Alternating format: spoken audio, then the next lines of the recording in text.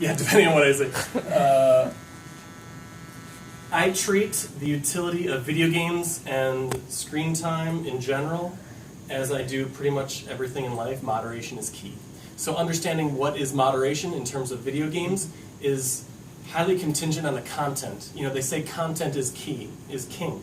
So if you're trying to better your memory or attention, well then play games that exercise those functions.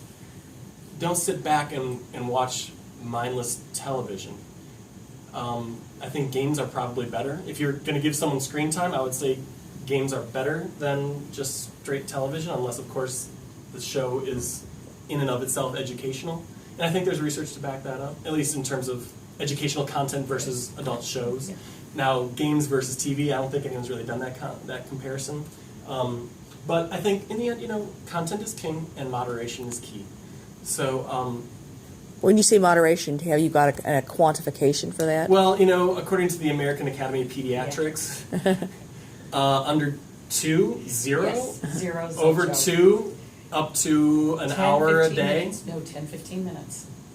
I thought Under it was- 5. Under 5. I thought 2 to 5 was up to an hour a day. No, actually, well, it depends on who you're talking to, but mostly it's under an hour, more like 30 minutes. We actually have a state law in Colorado, it can't be Yeah. more than 20 minutes. Okay, okay. Because a lot of times, because screen time takes away from all the other learning. Yeah, that but they this need is to the have. funny thing, is like, Exactly. you could make the same argument for True. reading a book. Who's going to say that reading a book is bad for you? But if you do nothing but read books, then you're no longer physically fit. And how do you Exactly. maintain brain function? It's the If interaction. anyone ever asks me, Yep. how do I keep my brain sharp throughout the lifespan? The number one thing I say, the thing that has been tried and true, Right. shown over and over again in research, exercise. Yep. The only way your brain stays healthy is by feeding it with blood. And your blood does not circulate sitting on a couch, reading a book, Totally. playing a video game, watching TV. Exercise is the number one thing you But can it's do also to keep that your mind sharp. engagement process in a lot of this, because we're seeing so much push of technology in classrooms, but what I see, and I have we're in a district of 92,000 students, is a lot of the technology being used as a glorified worksheet. Mm.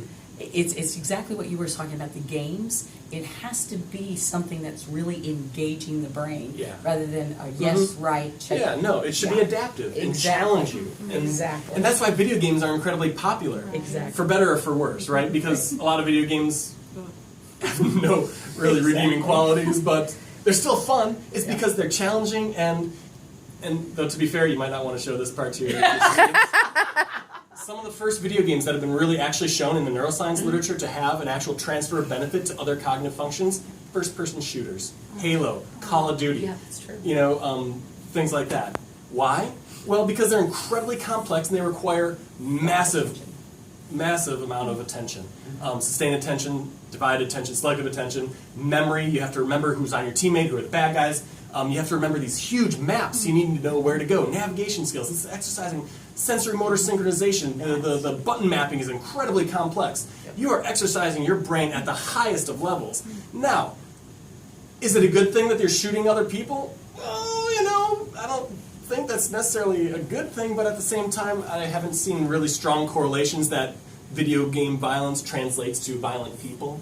I would think that, well, I'm not going to go off on a huge tangent, but nonetheless,